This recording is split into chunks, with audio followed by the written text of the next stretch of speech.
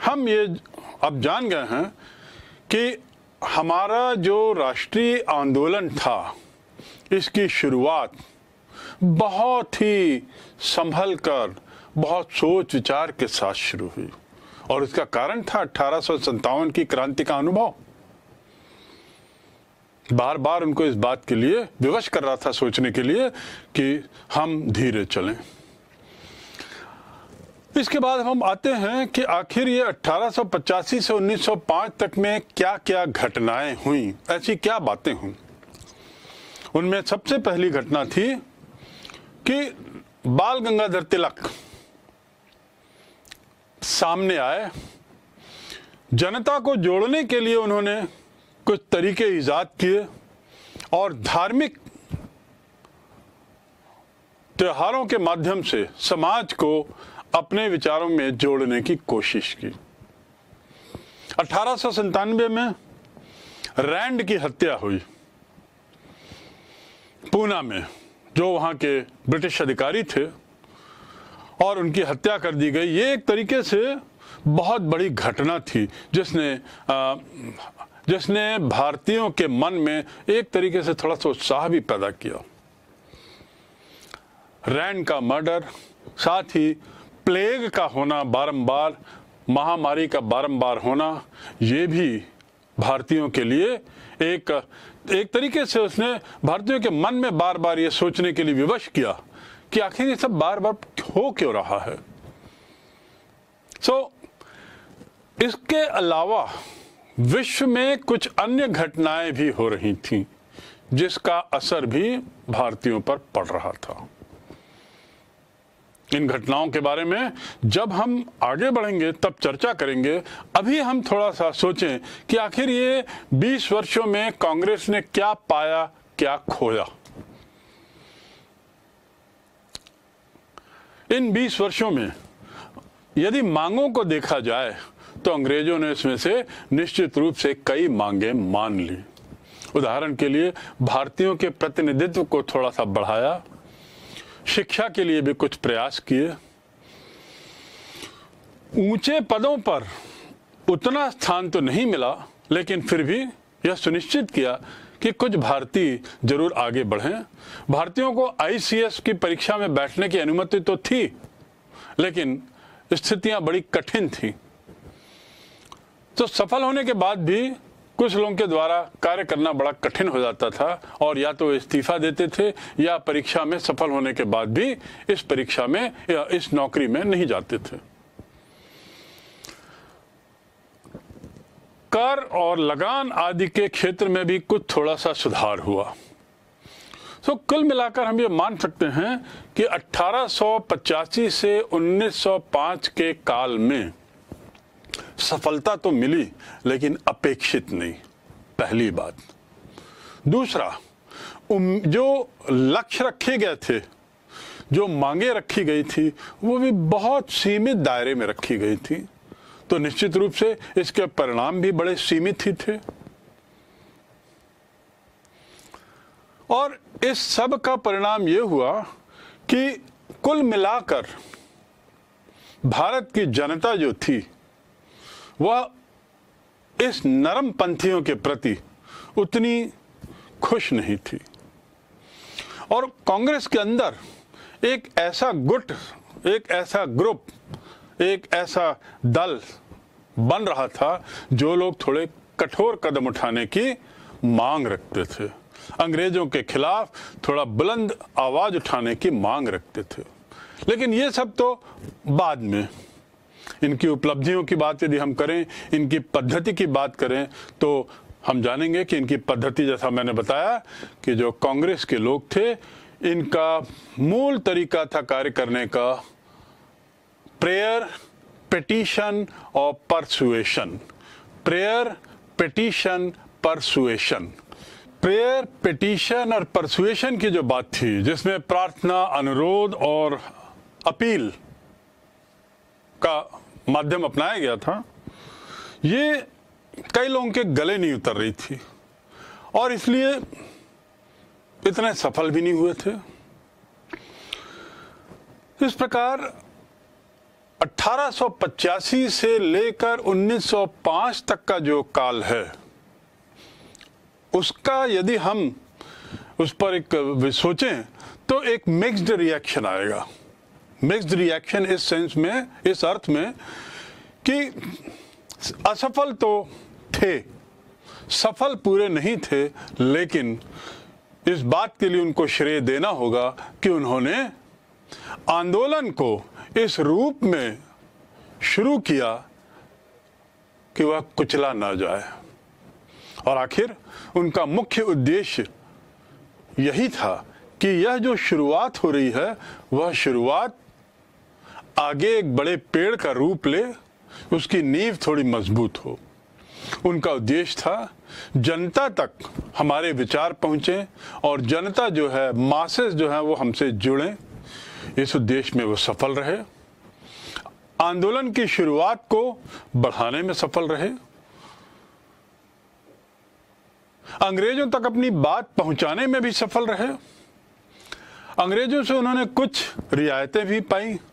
तो इस प्रकार यदि हम निष्कर्ष देखें तो हमें निश्चित रूप से ये प्रारंभिक काल के नेताओं को इस बात का श्रेय देना होगा कि उन्होंने राष्ट्रीय आंदोलन की अच्छी नींव रखी, जिसने अंत में भारत को स्वतंत्रता दिलाई। अंग्रेजों का दृष्टिकोण भी इसीलिए वैसा ही था जैसा भारतीयों का था। यदि भारतीय नरम थे तो अंग्रेज भी उस हद तक नरम ही थे, उग्रवादी वे भी नहीं थे। उन्होंने कुछ कंसेशंस दिए, कुछ रियायतें दी, उन्होंने भारतीयों की बातें सुनी, उन्होंने भारतीयों से विचार विमर्श किया और उन्होंने इस बात को लेकर खुशी जताई कि जो भी कार्य हो रहे हैं वह सहमति से हो रहे हैं, जो भी सुधार हो रहे हैं वह सहमति है उसमें। तो अंग्रेजों का रवैया भी सहयोगात्मक था, क्योंकि उन पर कोई दबाव नहीं था। वे लोग खुले दिमाग से इस कांग्रेस के प्रतिनिधियों की बातें सुनते थे और उस पर विचार विमर्श करते थे। और जैसा मैंने बताया, इस पूरे 20 वर्ष 1885 से 1905 तक के वर्ष को यदि हम 2 वाक्यों में निष्कर्ष उसका रखें तो पहला निष्कर्ष कि हमारे जो ये अर्ली नेशनलिस्ट थे, ये अपने उद्देश्य में काफ़ी हद तक सफल हुए और उन्होंने आने वाले वर्ष में होने वाले स्वतंत्रता आंदोलन की एक सफल तब नींव रखी। लेकिन जैसा मैंने कहा कि यह आंदोलन अभी भी इन प्रबुद्ध वर्ग के बीच तक ही सीमित था। जनता तक ये बात उतनी नहीं पहुंच पाई जितनी कि पहुंचनी थी। इसे मास मूवमेंट अभी भी नहीं बनाया जा सका। और साथ ही कांग्रेस के एक वर्ग को ऐसा लग रहा था कि शायद हम बहुत धीमी गति से चल रहे हैं। अब समय आ गया है जब हमें अपनी मांगें खुले मंच से स्वतंत्रता या स्वराज के रूप में रखनी होगी। ये जो ग्रुप था कांग्रेस का, जो ये वर्ग था, उसे कहते हैं गरम दल। गरम दल, ऐसे नेता जो अपने विचारों में गरम थे। आखिर गरम क्यों ना हो? बहुत सी ऐसी घटनाएं हो रही थी जिसके कारण इन लोगों का मन उत्तेजित था, व्यथित थे। बढ़ता हुआ अकाल, जिसमें करोड़ों लोगों की मृत्यु हुई, प्लेग जैसी महामारी ने बहुत से भारतीयों को असमय ही मार डाला, नरम दल की स्वयं की बहुत सारी असफलताएं जिसकी चर्चा हमने पूर्व में की है। तो यदि हम इनके कारणों पर जाएं कि आखिर गरम दल क्यों गरम था, दूसरे शब्दों में जो राष्ट्रीय आंदोलन था शुरुआती दौर का, उसने अपना जो चरित्र बदलना शुरू किया, थोड़ा उग्र होने लगा, उसके कारण क्या थे? तो अब हम दूसरे दौर में पहुंचते हैं स्वतंत्रता आंदोलन के, जिसे कहते हैं उग्रवाद। गरम दल के काल का उग्रवाद, जिसका काल यदि हम सोचें तो माना जाएगा 1905 से करीब 1915, यानी 10 वर्ष का वह काल जिसमें उग्रवाद का जोर, उग्रवाद का बोलबाला था। आखिर इसके कारण क्या थे? पहला कारण तो जैसा आपको पूर्व में बताया गया, नरम दल की मांगें पूर्ण रूपेण नहीं मानी जा रही थी, और जो मानी भी जा रही थी वो बहुत सतही स्तर पर थी, बहुत छोटी छोटी मांगें थी। और तो और इन मांगों को अंग्रेजों के द्वारा मानने में भी बहुत वक्त गुजर जाता था। दूसरे शब्दों में, नरम दल की असफलता इस उग्रवादियों की, इस गरम लोगों की गर्मी का कारण बनी। दूसरा कारण है वास्तविक रूप की पहचान। किसके वास्तविक रूप की? अंग्रेजी शासन के वास्तविक रूप की पहचान। नरम दल के जो नेता थे, जो अंग्रेजी माहौल में बढ़े पले थे, उन्हें अंग्रेजों के प्रति वे नरम थे, उन्हें अंग्रेजों से थोड़ा स्नेह भी था, और उनमें से बहुत लोगों का यह सोचना था कि अंग्रेजी शासन भारत के लिए अच्छा है। यह बात दूसरी कि दादा भाई नौरोजी, जो उन्हीं में से एक थे, उन्होंने अपनी पुस्तक के माध्यम से यह सिद्ध करने की कोशिश की थी कि ड्रेन ऑफ वेल्थ हो रहा है। ड्रेन ऑफ वेल्थ यानी भारत का धन बाहर जा रहा है और भारत को कोई फायदा अंग्रेजी शासन से नहीं हो रहा है। इसके बावजूद जो अर्ली नेशनलिस्ट थे, प्रारंभिक दौर के जो नेता थे, वे लोग मानने को तैयार नहीं थे कि अंग्रेजों से भारत का अहित हो रहा है। लेकिन जैसे जैसे समय गुजरता गया, जैसे जैसे घटनाएं होती गईं, जैसे जैसे और विचार विमर्श हुआ, यह बात स्पष्ट होने लगी कि अंग्रेजी शासन जो है वह अन ब्रिटिश है। उनके वास्तविक रूप की पहचान इस रूप में होने लगी कि अंग्रेज भारत के हितैषी नहीं बल्कि भारत के शोषक हैं। वे भारत की विकास के लिए नहीं, वो भारत के शोषण के लिए यहाँ आए हुए हैं। उनके द्वारा ये कहा जाना कि भारत में रेल व्यवस्था उन्होंने लाई, टेलीग्राफ व्यवस्था उन्होंने लाई, शिपिंग व्यवस्था उन्होंने लाई, आदि आदि, ये सब इसलिए नहीं लाई कि उससे भारतीयों का विकास हो, बल्कि इसलिए लाई कि इससे अंग्रेजों को फायदा हो। ट्रांसपोर्ट सिस्टम से अंग्रेजों को फायदा यह था कि उनका जो मार्केट था, उनके जो सामान का मार्केट था, वह भारत में गांव-गांव तक पहुंचने लगा, ट्रेन के माध्यम से, शिपिंग के माध्यम से, आदि आदि, सड़कों के माध्यम से। तो ये महसूस किया जाने लगा कि अंग्रेजों के द्वारा जो भी भारत में किया जा रहा है, चाहे वो रेल सिस्टम हो, ट्रांसपोर्ट रोड सिस्टम हो, और भी बाकी जो भी किया जा रहा है, उसके पीछे अंग्रेजों का स्वार्थ निहित है। इस प्रकार भारतीयों ने महसूस करना शुरू किया कि अंग्रेजों का वास्तविक उद्देश्य भारत का शोषण है, और इसकी पहचान होने से कांग्रेस के एक वर्ग में उग्रवादिता बढ़ी, और अन्य लोगों में भी ये विश्वास होने लगा कि अंग्रेज हमारे हितैषी नहीं हैं।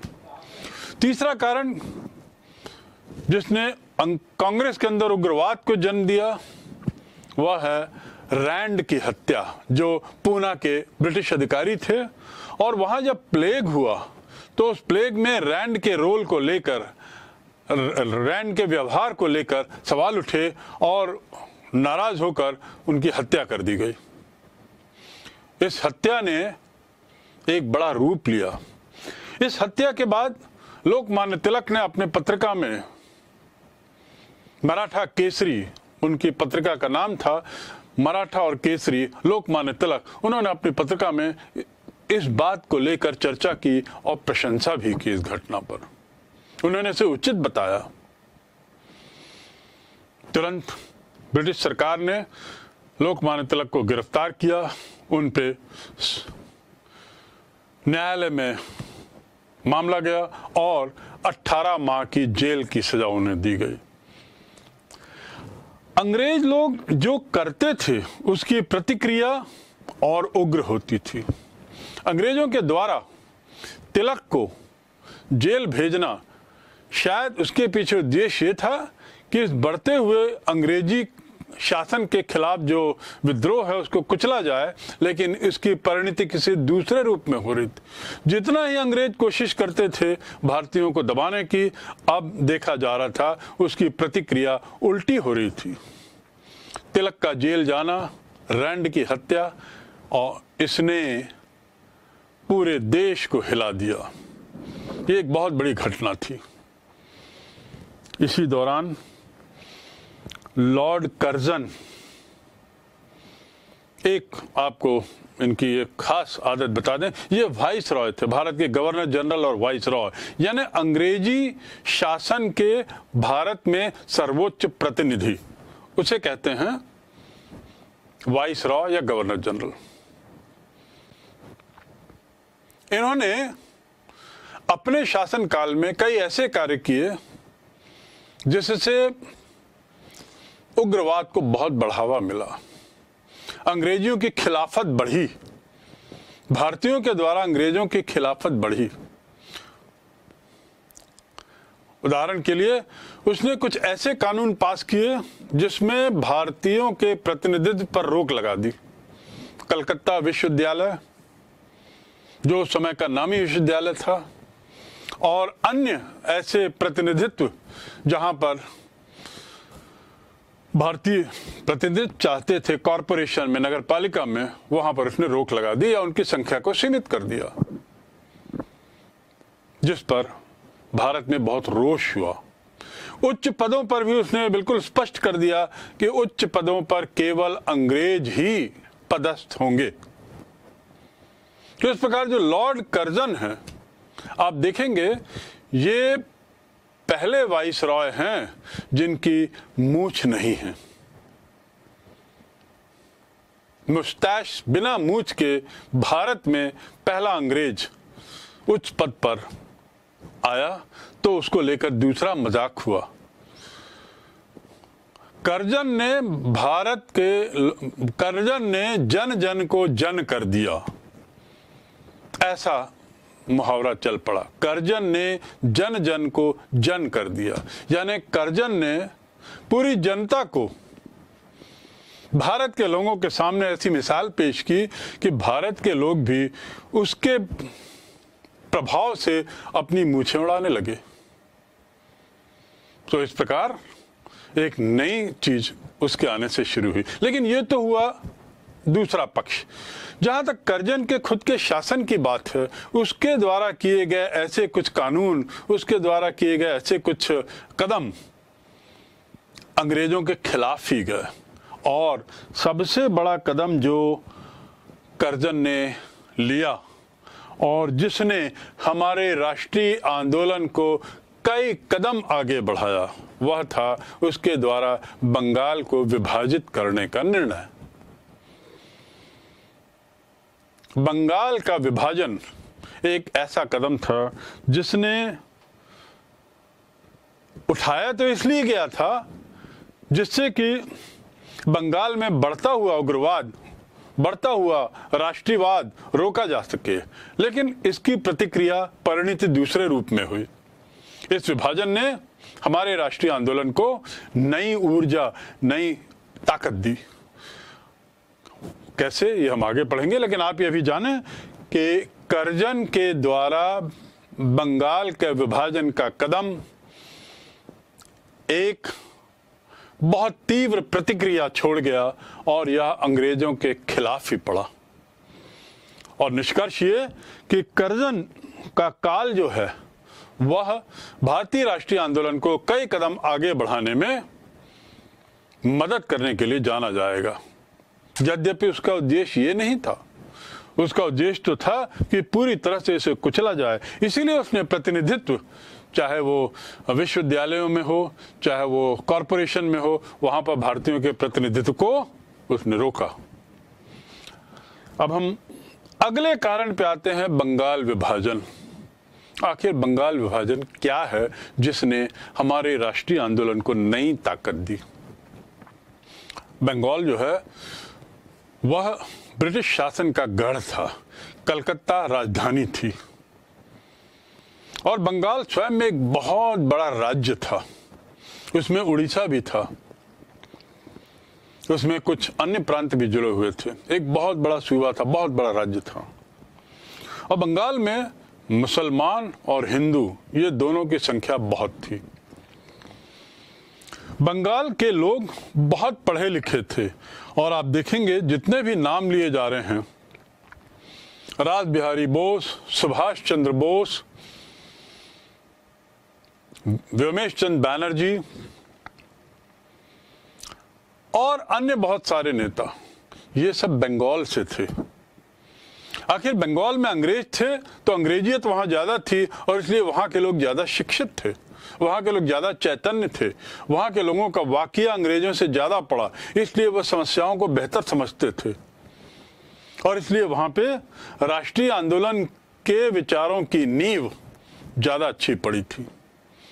वहां से बढ़ते हुए उग्रवाद को अंग्रेजों ने हल करने का एक दूसरा तरीका निकाला, और ये कोई नया तरीका नहीं है।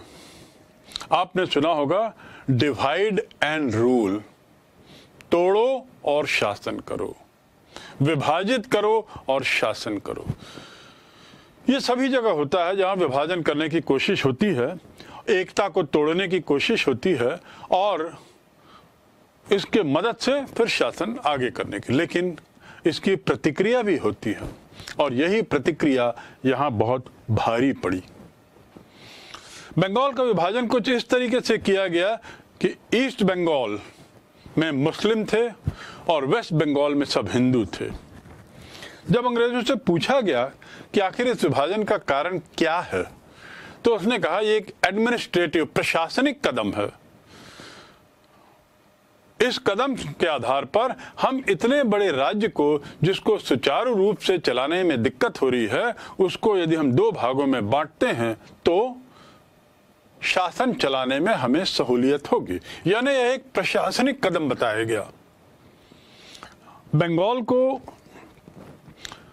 आप बंगाल को यदि नक्शे में देखें तो एक बहुत बड़ा राज्य नजर आएगा। कलकत्ता राजधानी थी, और जैसा मैंने बताया पूर्व बंगाल में मुस्लिमों की संख्या ज्यादा थी, वह मुस्लिम बहुल था, और पश्चिमी बंगाल जो वो हिंदू बहुल राज्य था। तो बांटने की जो शैली थी वो ऐसी थी कि एक मुस्लिम राज्य हो गया, एक हिंदू राज्य हो गया, और अंग्रेजों के द्वारा कहा गया कि एडमिनिस्ट्रेटिव कदम है, प्रशासनिक कदम है। शुरू में तो भारतीय राष्ट्रीय कांग्रेस के सदस्यों को और अन्य को यह बात तार्किक लगी, तर्क संगत लगी कि वास्तव में इतने बड़े राज्य को यदि प्रशासनिक रूप से बांट दिया जाए छोटे राज्यों में, तो शासन ठीक सुचारू रूप से चलेगा। लेकिन जब इस विभाजन को लागू करने की बात आई और उसको अध्ययन किया गया, तो देखा गया कि इसको धार्मिक आधार पर इसको बांटा गया। यानी मुस्लिम बहुल राज्य में बहुत से हिंदू भी थे, लेकिन वो माइनॉरिटी में थे, और हिंदू बहुल राज्य में सारे हिंदू थे और कुछ मुस्लिम माइनॉरिटी में थे। दूसरी तरफ इसका मतलब ये कि उनको तोड़ने के, धार्मिक आधार पर तोड़ने की कोशिश थी। तो निश्चित रूप से इस तोड़ो और राज करो की नीति का जब खुलासा हुआ, तो भारतीय राष्ट्रीय कांग्रेस के अंदर बवाल मच गया, और जो उग्रवाद के जो प्रवर्तक थे, लाला लाजपत राय, बिपिन चंद्र पाल और लोकमान्य तिलक, इन लोगों ने इसके खिलाफ बहुत आवाज उठाई। इस घटना ने नए तरीके के आंदोलन की शुरुआत की। इस बंग भंग आंदोलन, इसे कहा जाता है बंग भंग, बंगाल के विभाजन को भंग करने का आंदोलन शुरू हुआ और इसमें 2-3 नई चीजें सामने आई, स्वदेशी और बायकॉट। ये जो उग्रवादी कांग्रेस के जो गरम दल के लोग थे, इन्होंने ये स्पष्ट कर दिया कि अब हम नरम नहीं रहेंगे, अब हम अपनी मांग खुले रूप से स्वराज ही रखेंगे, क्योंकि अंग्रेजियत का, अंग्रेजी मंशा का, अंग्रेजी सोच का अब यह स्पष्ट उदाहरण है कि अंग्रेज लोग भारत को तोड़कर शासन करना चाहते, उसे धार्मिक रूप से बांटना चाहते हैं। तो बंग भंग आंदोलन बंगाल के विभाजन को लेकर 1905 में शुरू हुआ। 1906 में इसकी घोषणा हुई। 1907 में सूरत कांग्रेस में गरम दल के लोग कांग्रेस की नरमी को लेकर बाहर आ गए, कांग्रेस भी विभाजित हो गई। शुरू में अंग्रेज लोग खुश हुए इस बात को लेकर, लेकिन यह बात ज्यादा दिन नहीं चली। आगे इसकी जो घटना हुई वो हम आगे पढ़ेंगे, लेकिन हम ये बता दें कि बंगाल विभाजन ने हमारे आंदोलन को बहुत आगे बढ़ाने में मदद की। एक अन्य कारण जिसके कारण उग्रवादिता बढ़ी वो था कि भारतीय जो शिक्षित थे उनके प्रति अंग्रेजों का रवैया कुछ ठीक नहीं था। अभी भी शिक्षित भारतीयों को वो निम्न दृष्टि से देखते थे। उन पर ऐसा कोई विशेष नहीं किया जाता था कि ये लोग शिक्षित हैं तो इनके शिक्षित होने का कुछ फायदा उठाया जाए। तो ये शिक्षित भारतीयों के प्रति जो उनका उपेक्षापूर्ण नीति थी, उसके कारण ये शिक्षित भारतीय बहुत नाराज थे और गरम दल में ऐसे भारतीयों की संख्या दिनों दिन बढ़ती गई। ये तो कुछ घटनाएं हैं, कुछ बातें हैं जो भारत के अंदर हो रही थी। अकाल भी बहुत हुआ। इसी दौरान अकाल से भी हजारों भारतीयों की अकाल मौत हुई और इसी दौरान एक तरीके से हिंदू धर्म का पुनरुत्थान भी हुआ। अभी उपर्युक्त जितने कारण बताए गए आपको, ये सब कारण राजनीतिक थे जिसने उग्रवाद को बढ़ावा दिया, आग में घी का काम किया। लेकिन एक बहुत बड़ी घटना विश्व पटल पर हुई जिससे भारतीयों का आत्मसम्मान बढ़ा, उनका अपना विश्वास बढ़ा, और वो थी स्वामी विवेकानंद का आना और 1893 में उनके द्वारा शिकागो में दिए गए भाषण से जो विश्वास की ऊर्जा भारतीयों में जागी, उसने हमें बहुत उत्साहित किया, बहुत एनर्जाइज किया।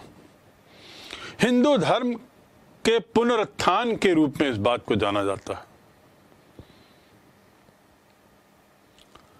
अंतिम, देश के अंदर की इन घटनाओं के अतिरिक्त विदेशों में भी कुछ ऐसी घटनाएं हो रही थी जिसने भारतीयों को उत्साहित किया, उत्तेजित किया, प्रेरित किया।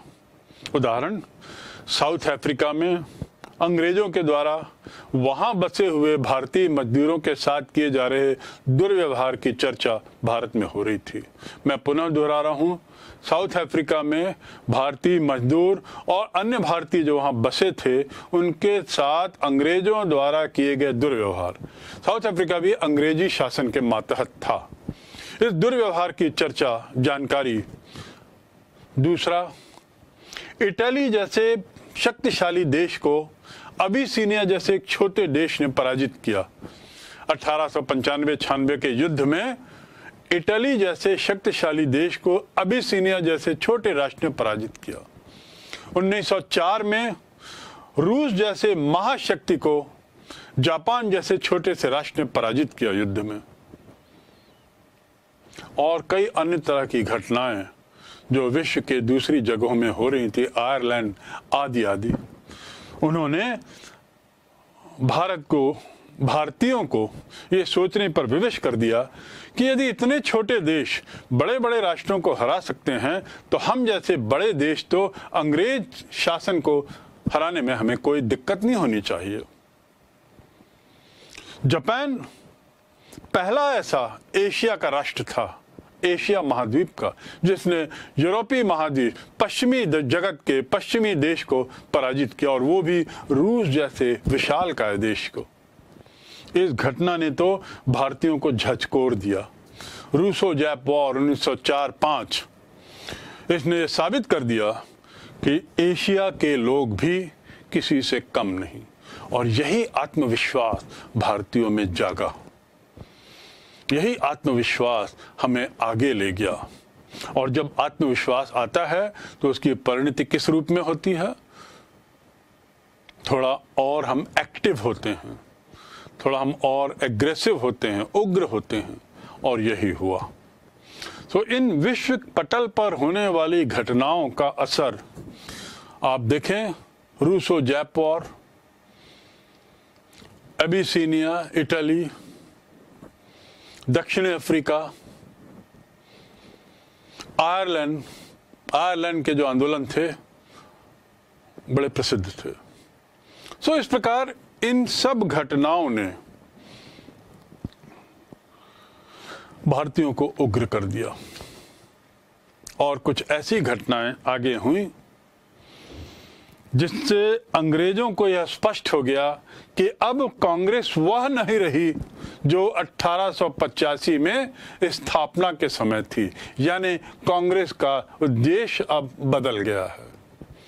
कांग्रेस अब वह भीरू संस्था नहीं रही जो प्रार्थना करेगी, जो अपील करेगी, जो अनुरोध करेगी। कांग्रेस अब अपने पूरे उत्साह के साथ, पूरे जोश के साथ अब अपनी मांग रखेगी। यह बात अंग्रेजों को स्पष्ट हो गई।